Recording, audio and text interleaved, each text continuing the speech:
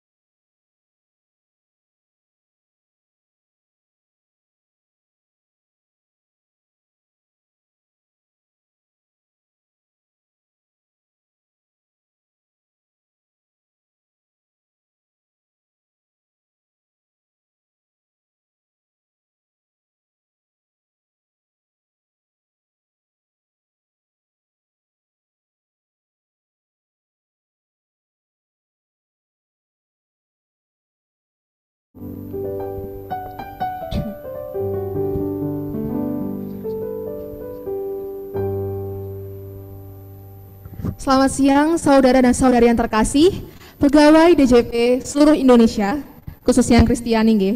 Shalom. Shalom. Kurang keras. Shalom. Shalom. Bagaimana kabarnya hari ini? Masih loyo. Bagaimana kabarnya hari ini? Puji Tuhan. Kami dari DJP Jateng 2 akan membawakan ibadah oikumene pada siang hari ini. Saya Rizky Paulina dari KPP Pratama Kebumen dan rekan saya Satria Wicaksono dari KPP Pratama Temanggung. Sungguh senang kita bisa berkumpul di aula DJP Jawa Tengah 2 ini dan juga melalui Zoom. Sebelum kita memulai ibadah oikumene pada siang hari ini, mari kita mengucapkan selamat ulang tahun kepada saudara-saudari kita yang berulang tahun di minggu ketiga Juli ini. Untuk daftarnya dapat dilihat di slide. Sebentar.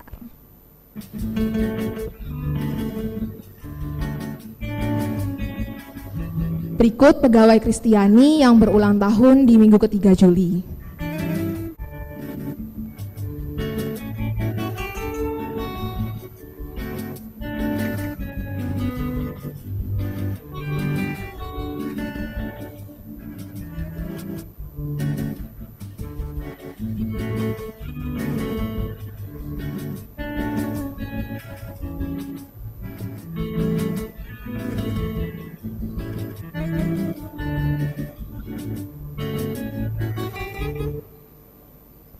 Sekali lagi selamat ulang tahun bagi pegawai yang berulang tahun di minggu ketiga Juli ini. Semoga saudara sehat selalu, panjang umur dan sehat dan senantiasa ada dalam penyertaan Tuhan. Kiranya Tuhan menyertai tiap langkah kehidupan saudara. Baik. Saudara-saudari terkasih, sesaat lagi kita akan memulai ibadah kita pada siang hari ini. Marilah menyatukan hati kita untuk saat teduh sejenak. Mari kita mengingat segala kebaikan serta mensyukuri segala berkat dan anugerah yang telah Tuhan berikan kepada kita. Kasih-Nya tiada henti dicurahkan kepada kita.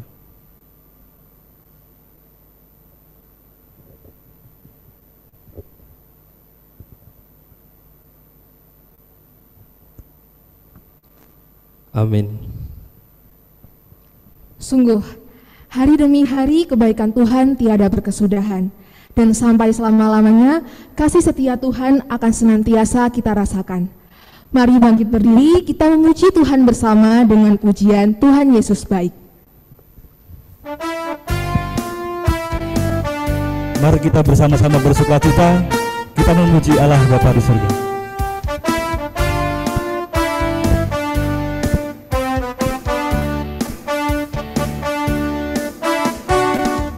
Tiada berkesudahan kasih setiamu Tuhan, selalu baru rahmat-Mu bagiku. Hari berganti hari, tetap kulihat kasih-Mu, tak pernah berakhir di hidupku.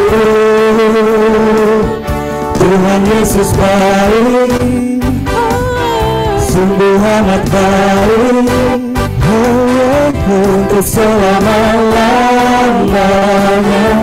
Tuhan Yesus baik, Tuhan Yesus baik, sungguh amat baik, untuk selama-lamanya. Tuhan Yesus baik.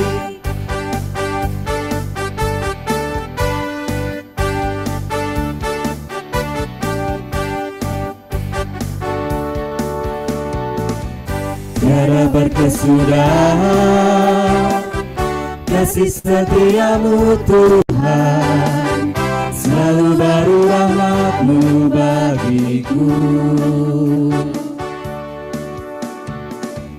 Hari berganti hari, tetap kulihat kasih-Mu, tak pernah berakhir di hidupku.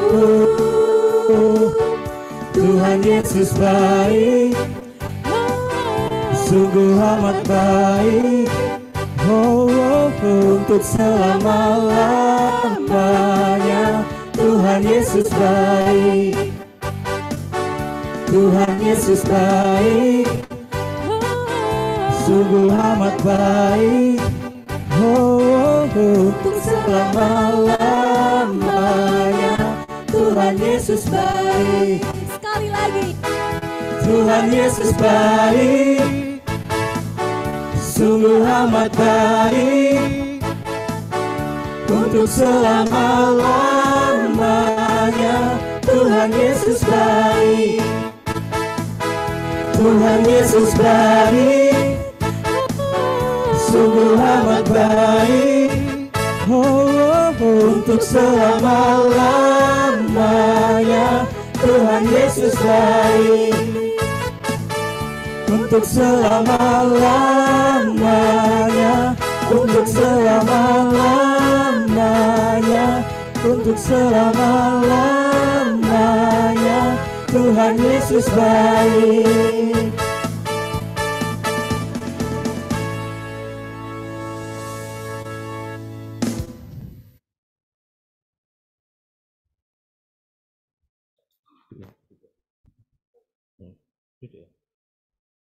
Kami persilakan Bapak Ibu untuk duduk.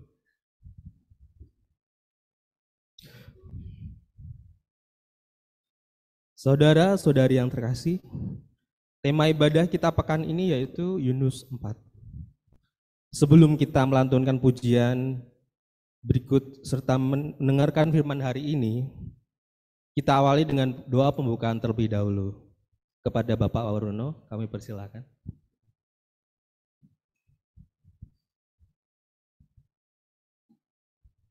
Mari Bapak, Ibu, dan saudara-saudara, kita bersatu di dalam doa. Tuhan Allah Bapa kami yang bertata dalam kerajaan surga yang mulia, segala puji syukur ya Tuhan atas berkat-Mu sehingga kami pegawai DJP seluruh Indonesia ya Tuhan dapat berkumpul dari tempat kami masing-masing untuk bersekutu dan beribadah pada Engkau ya Tuhan. Tuhan, kami mohon penyertaan-Mu, mohon perlindungan-Mu ya Tuhan, agar kami dapat melakukan ibadah ini dari awal hingga akhir dengan tidak kekurangan suatu apapun. Biarlah Engkau saja yang hadir di tengah-tengah kami ya Tuhan, agar kuasa-kuasa kegelapan tidak menyertai kami ya Tuhan. Dan biarlah hanya Engkau saja yang hadir di tengah kami, Engkau yang berkat-Mu dan kasih-Mu saja yang di tengah-tengah kami, agar kami tetap bersekutu dalam Engkau ya Tuhan, Engkau di dalam kami dan kami di dalam Engkau. Biarlah kami serahkan seluruhnya dalam tangan-Mu, di dalam Tuhan Yesus kami berdoa dan mengucap syukur. Amin.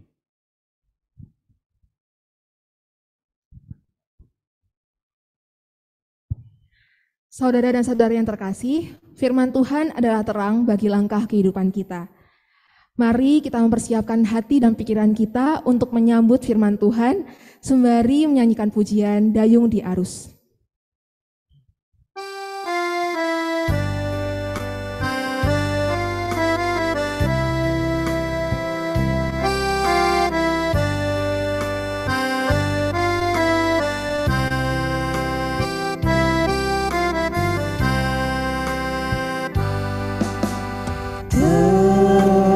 Tenang mendayung di dalam ombak selepas pantai. Tenang-tenang merenung di tengah taufan hidup yang ramai. Di tengah taufan hidup yang ramai.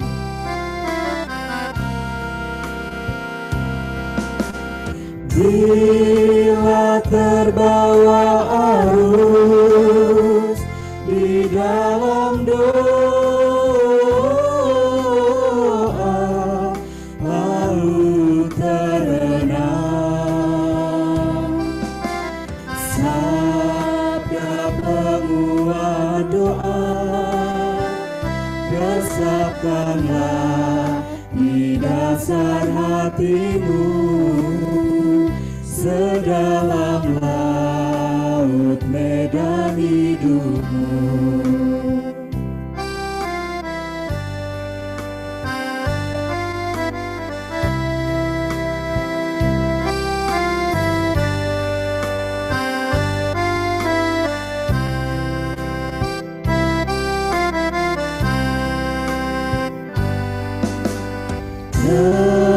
Tenang-tenang mendayung di dalam ombak selepas pantai. Tenang-tenang merenung di tengah taufan hidup yang ramai. Di tengah taufan hidup yang ramai.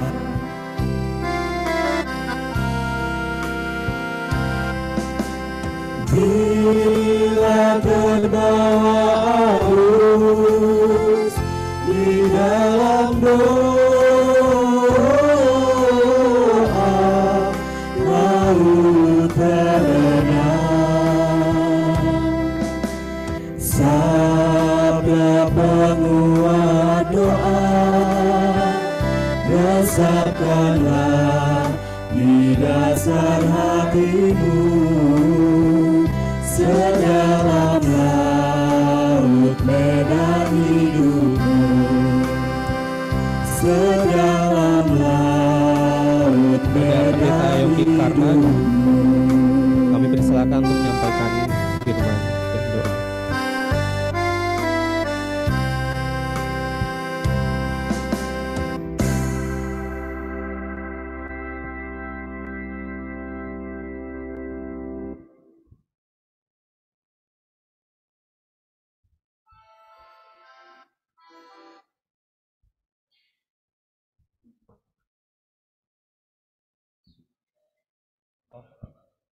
Kepada Pendeta Yonggi Karman, kami persilakan untuk menyampaikan firman pada siang hari ini.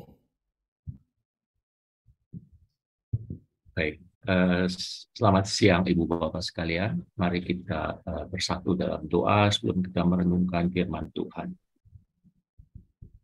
Kami akan belajar dari firman-Mu, membahasnya, merenungkannya untuk hidup kami. Terangilah hati dan pikiran kami, dan biarlah kami hidup seturut firman. Dalam nama Yesus Kristus, Sang Firman yang hidup, kami berdoa. Amin.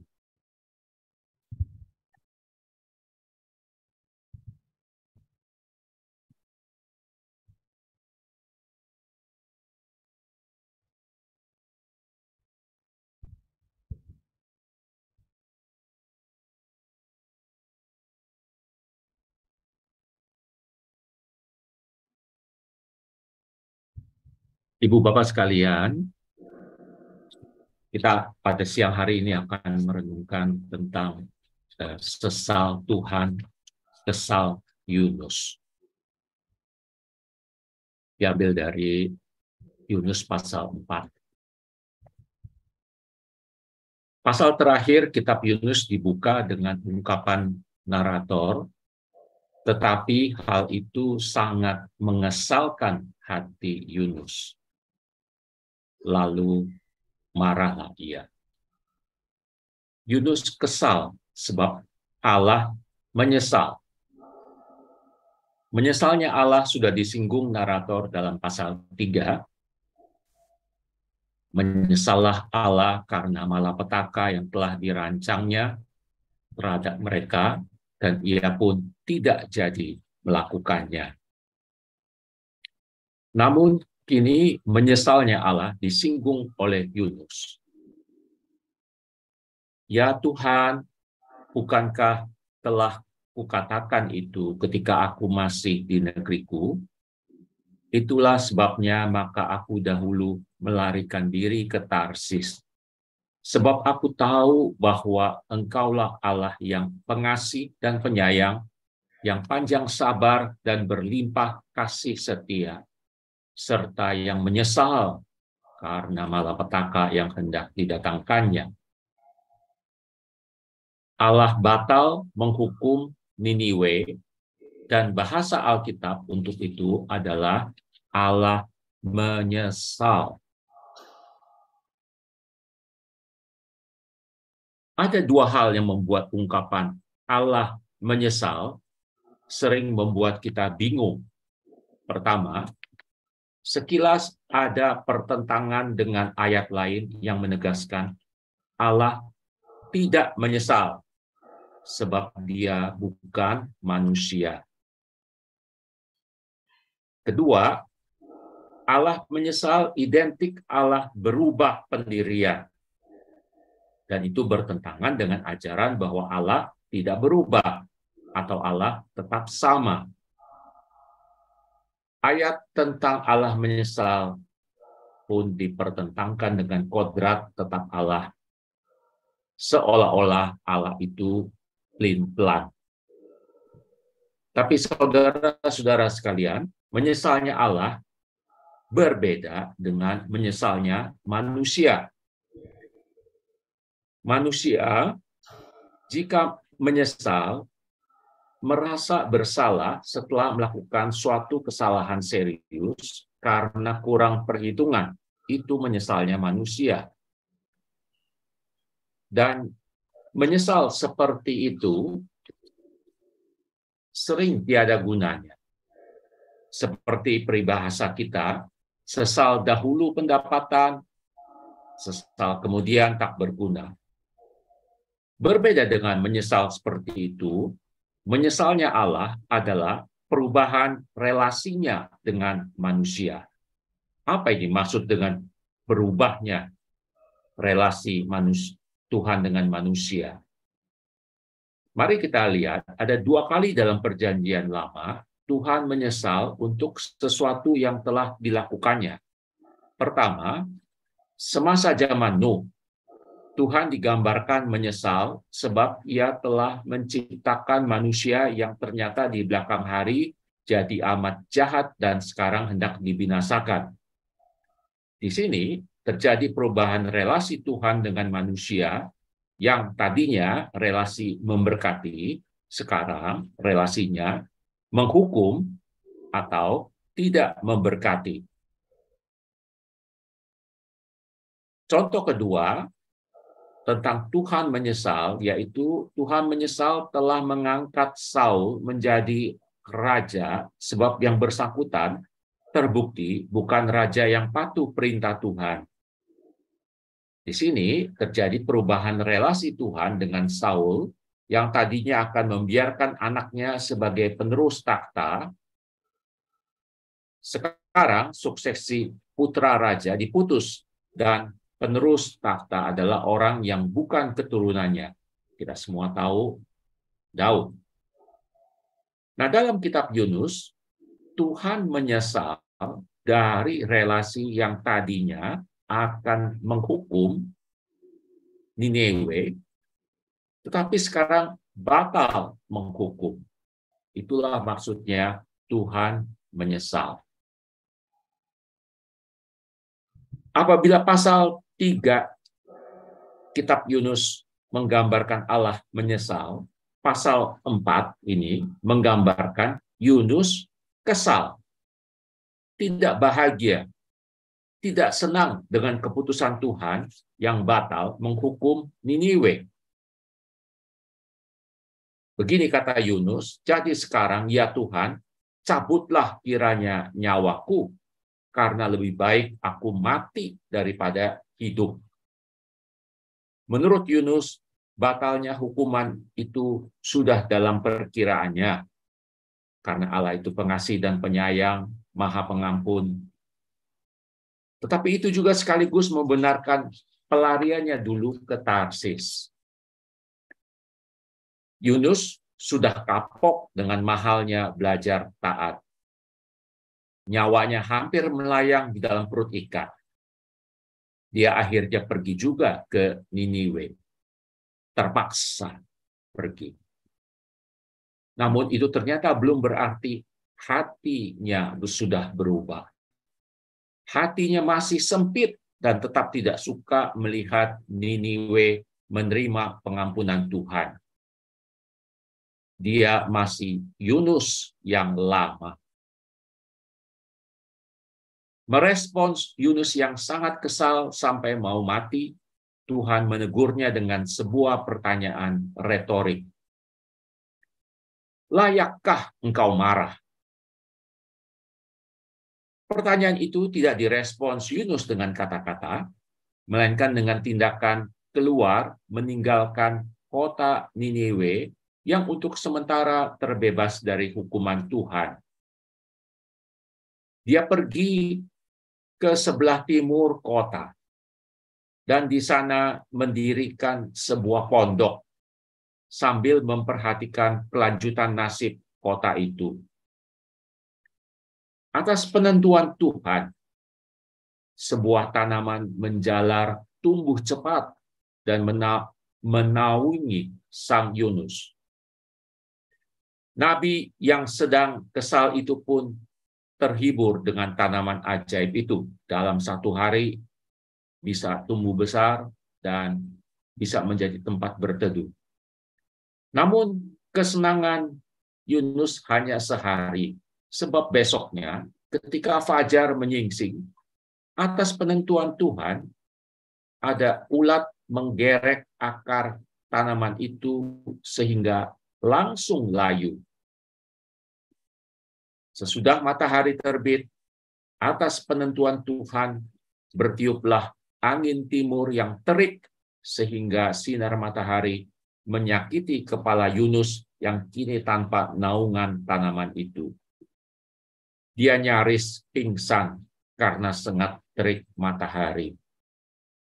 Kesal kepada Tuhan yang menghilangkan keteduhan. Sang Nabi berdoa, lebih baiklah aku mati daripada hidup. Lalu datanglah pertanyaan Tuhan yang kedua, dan masih sama. Layakkah engkau marah? Kali ini respons Yunus dalam bentuk kata-kata. Selayaknya lah aku marah sampai mati.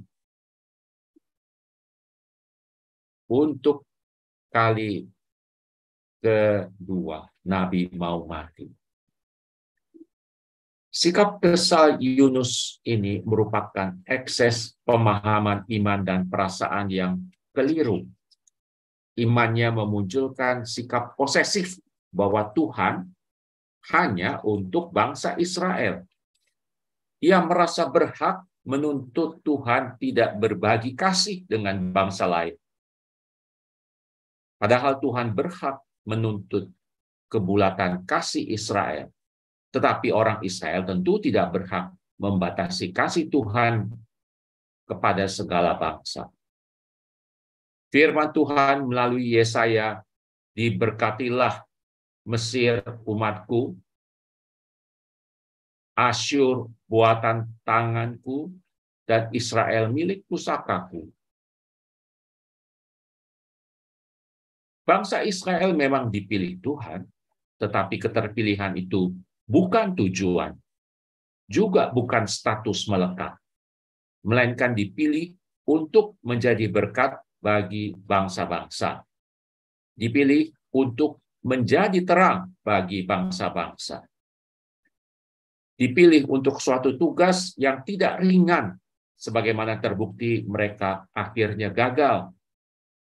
Sebab kita semua tahu, untuk sukses jalannya tidak mudah. Orang Israel harus rendah hati dan mengandalkan kemurahan Tuhan. Israel seharusnya menjadi agen kasih Tuhan yang baik untuk semua orang. Sebab semuanya sama ciptaan Tuhan. Semuanya sama dikasihi Tuhan. Nah, respons Tuhan kepada sang nabi yang tidak rela Tuhan memperluas kasihnya kepada penduduk Niniwe adalah sebagai berikut. Tanaman ini tumbuh dalam satu malam saja, dan ia layu pada hari berikutnya. Engkau sama sekali tidak menumbuhkannya atau memeliharanya. Meskipun begitu, engkau merasa sedih karena dia layu. Masakan aku tidak akan sedih memikirkan Niniwe, kota yang besar itu? Sebab selain binatang-binatangnya yang tidak terhitung itu, di situ terdapat juga lebih dari 120.000 orang yang tinggal di kota ini. Begitulah respons Tuhan kepada Yunus yang marah-marah karena tanaman yang tadinya membuatnya merasa nyaman, teduh, sudah tidak ada lagi.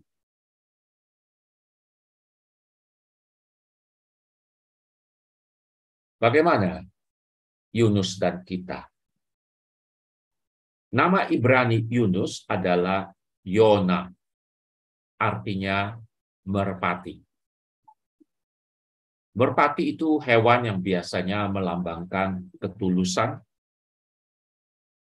Lalu pertanyaannya, tuluskah Yunus?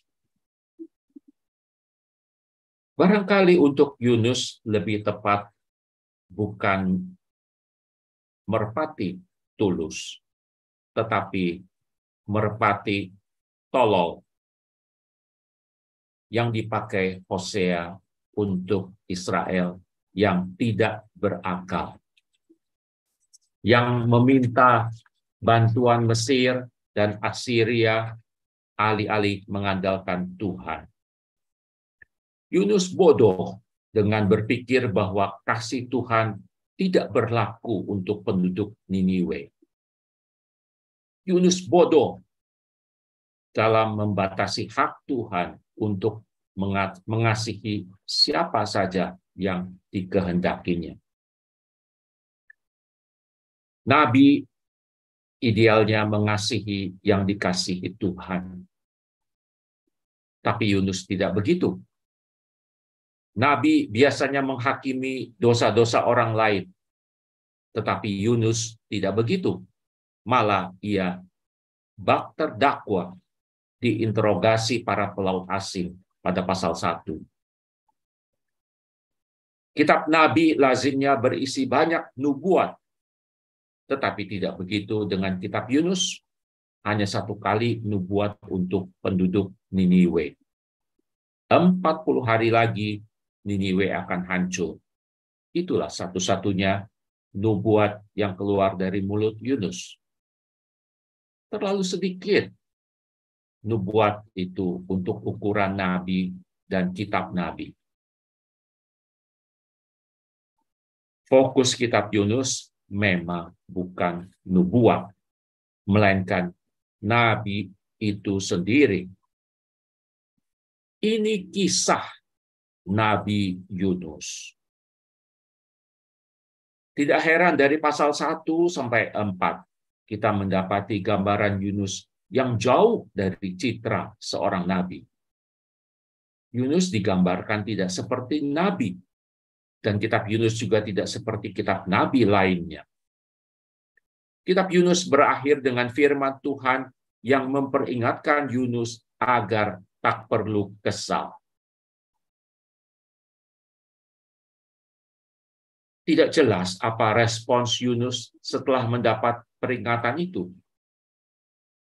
Kitab ini berakhir terbuka. Mengapa open ending? Sebab kita sendirilah sebagai pembaca yang harus menutup kitab ini dengan respons masing-masing.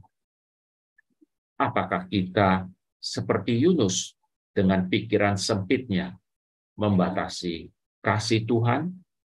Amin.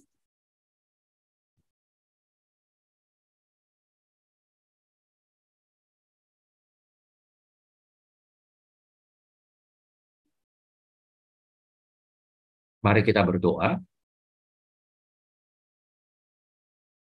Kami sudah belajar dari sosok seorang nabi-Mu, ya Tuhan, Yunus, yang Kau berikan kepada kami. Dan kami harus memberikan respons kepadamu sewaktu kami membaca, mempelajari kitab ini. Apakah kami akan merespons kasih-Mu kepada bangsa-bangsa, kepada orang yang di luar lingkungan kami, seperti Yunus bereaksi. Tolonglah kami, ya Tuhan, agar kami boleh memiliki ketulusan, keluasan hati untuk melihat bagaimana kasih-Mu nyata bagi orang-orang di luar lingkungan kami. Bahkan juga bagi kami bisa menjadi agen kasih Allah itu sendiri. Demikian kami berdoa dalam nama Yesus Kristus. Amin.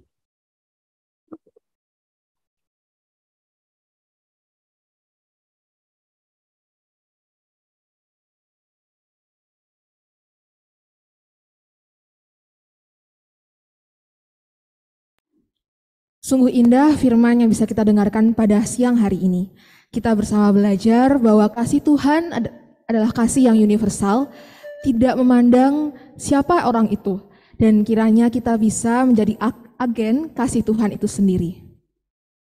Kiranya firman tersebut dapat kita resapi bersama dan juga dapat kita terapkan dalam kehidupan kita sehari-hari.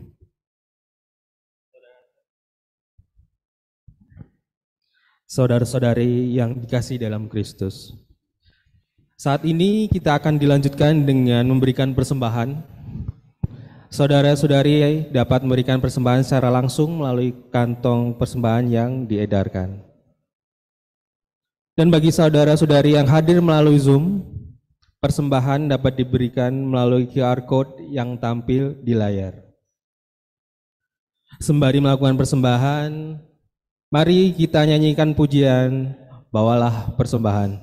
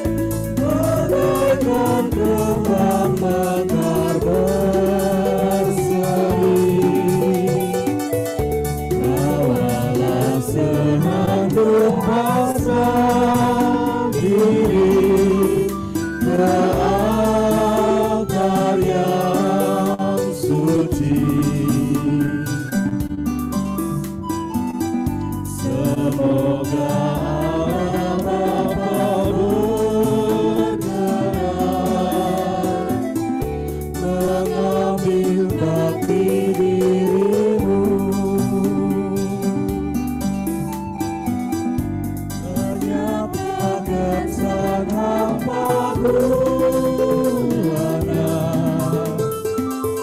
Semarak ini medan berbakti, berhiaskan tiap warna-warni, bagaikan kembang mekar berseri. Bawalah senandung pasrah diri ke altar yang suci. Semoga Allah Bapa berkenan mengambil bakti dirimu. Semoga Allah Bapa berkenan mengambil bakti dirimu.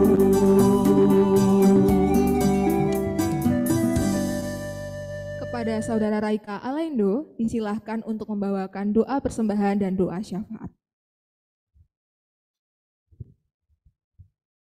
Mari Bapak Ibu sekalian, kita bersatu di dalam doa. Tuhan Allah Bapa kami dalam kerajaan surga, kami bersyukur dan berterima kasih atas berkat dan pemeliharaan Tuhan.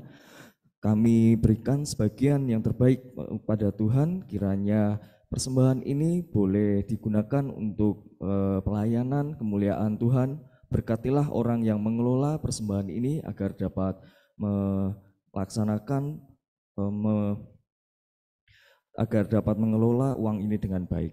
Kami berdoa juga untuk negeri kami Indonesia, kami bawa agar belas kasih Tuhan, karunia, perdamaian dan kesatuan ada dalam negeri kami. Tanamkan dalam hati para pemimpin kami kebijaksanaan dan kearifan agar dapat memerintah, membuat keputusan, membangun dengan baik dan bijaksana. Izinkan dan berkati kami semua dalam instansi Direktorat Jenderal Pajak agar dapat ikut serta membangun negeri ini. Biarlah pimpinan Tuhan yang menolong kami. Kiranya Tuhan menyinari Indonesia, menerangi langkah kami di masa depan agar penuh harapan, kemajuan, dan kemakmuran. Menjelang tahun politik dan pemilu, kami berdoa untuk persatuan antar warga negara Indonesia. Kiranya kami diikat dan dipersatukan dalam cinta untuk bangsa kami, mengatasi perbedaan yang ada. Semoga demokrasi yang dilaksanakan terjadi dengan damai dan konstruktif. Dapat terpilih pemimpin yang bekerja dan melanjutkan pembangunan di negeri kami. Lindungi Indonesia dari perselisihan dan perpecahan selama proses pemilu, transisi kepemimpinan, dan dalam proses pemerintahan yang selanjutnya. Secara khusus kami mendoakan bagi keluarga kami, Pak Markus dan Bu Yesi, bagi putranya yang menjalani operasi kemarin. Kiranya Tuhan yang pimpin segala tindakan, perawatan, dan pengobatan yang dilakukan. Kiranya tangan Tuhan bekerja melalui dokter, obat-obatan, dan perawatan yang diberikan, sehingga dilaksanakan dengan teliti dan sebaik mungkin, sehingga putra mereka dapat pulih seperti sedia kala. Kami serahkan semua ke dalam tangan Tuhan, kiranya kehendak Tuhan yang jadi.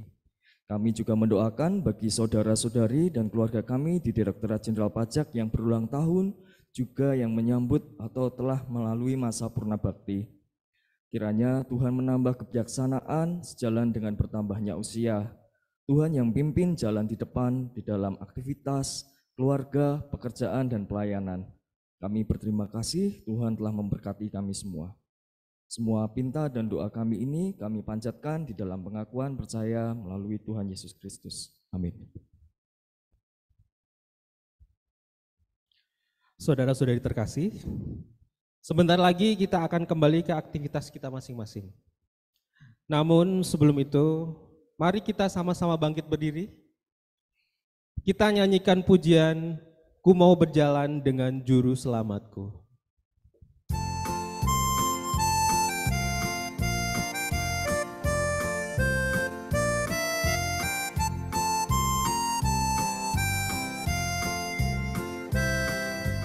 Ku mau berjalan dengan juru selamatku di lembah berbunga dan berair sejuk.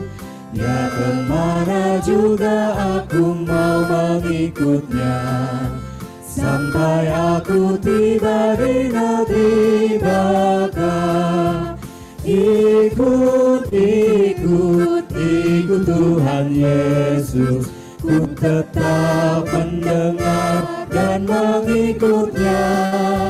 Ikut, ikut, ikut Tuhan Yesus, ya kemana juga ku mengikutnya.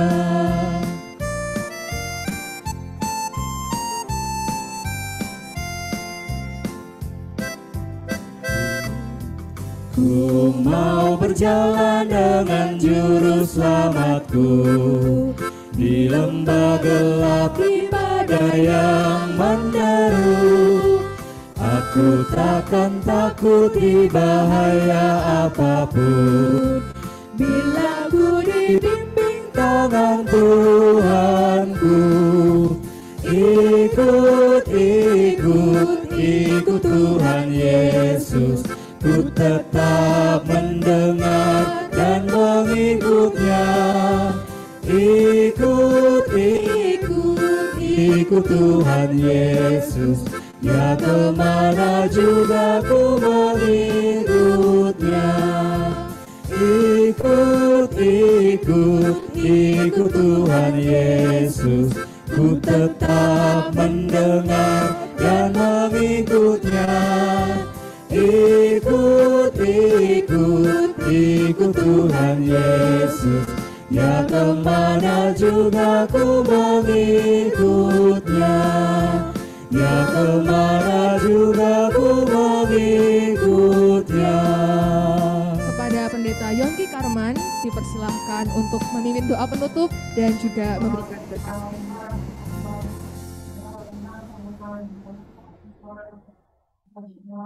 Mari Ibu Bapak sekalian, arahkanlah hati kita sekalian kepada Tuhan, sumber segala berkat. Tuhan memberkati engkau dan melindungi engkau. Tuhan menyinari engkau dengan wajahnya dan memberi engkau kasih karunia. Tuhan menghadapkan wajahnya kepadamu dan memberi engkau damai sejahtera. Amin.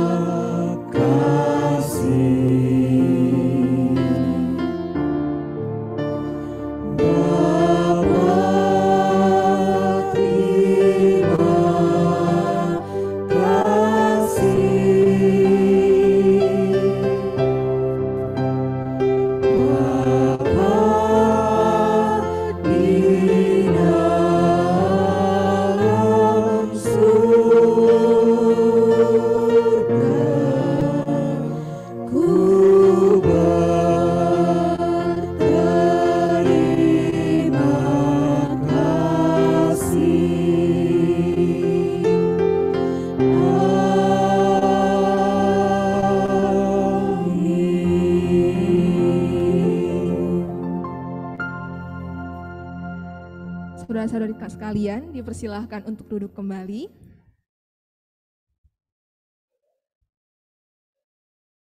Berakhir sudah rangkaian ibadah oikumene pada siang hari ini. Selamat melanjutkan aktivitas kembali. Namun sebelum itu, ada warta yang akan disampaikan oleh pengurus oikumene. Kepada pengurus kami persilahkan. Terima kasih kepada Bapak Ibu sekalian. Shalom, selamat siang Bapak Ibu sekalian. Terima kasih sudah hadir di kebaktian kita di Minggu Genap ini yang kita lakukan secara Zoom.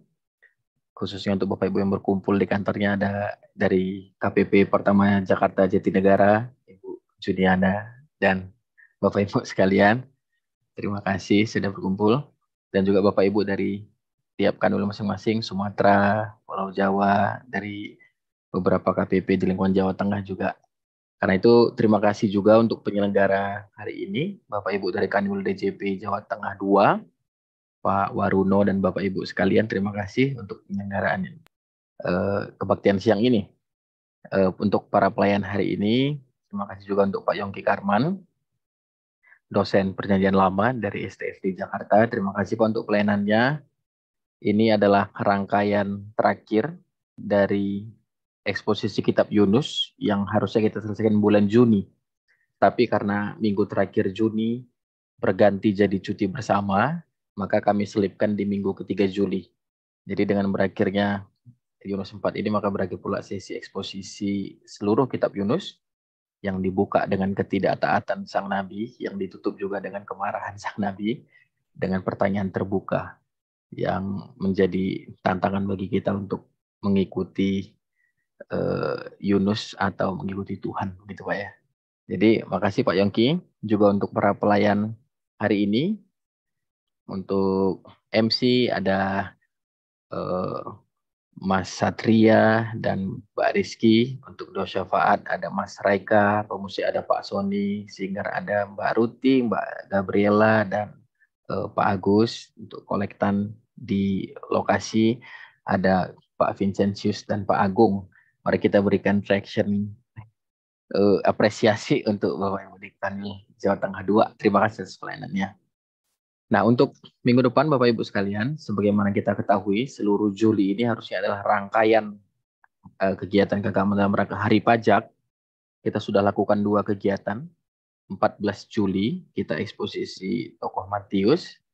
Kemudian 18 Juli kemarin sudah berlangsung dengan baik juga seminar integritas dan pembinaan mental.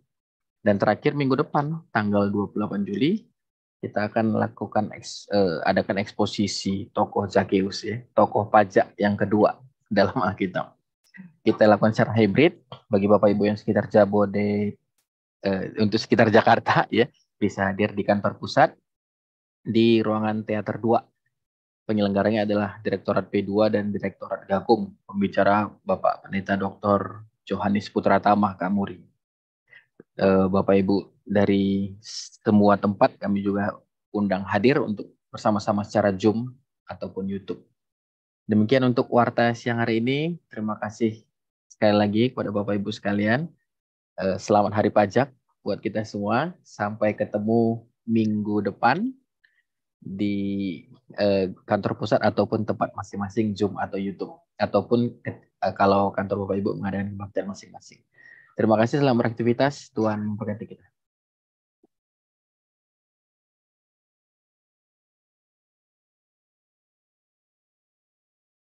Sekali lagi terima kasih untuk Bapak Ibu lingkungan Jawa Tengah 2 sudah hadir di siang hari ini. Ada Pak Kawas dan juga Bapak Ibu sekalian, juga Bapak Pendeta yang sudah memberikan renungannya, dan terima kasih untuk seluruhnya. Makasih Pak. Mohon izin live. Iya Pak. Makasih ya, terima kasih. Iya Pak. Tuhan memberkati kita semua. Terima kasih Pak, makasih. Ya.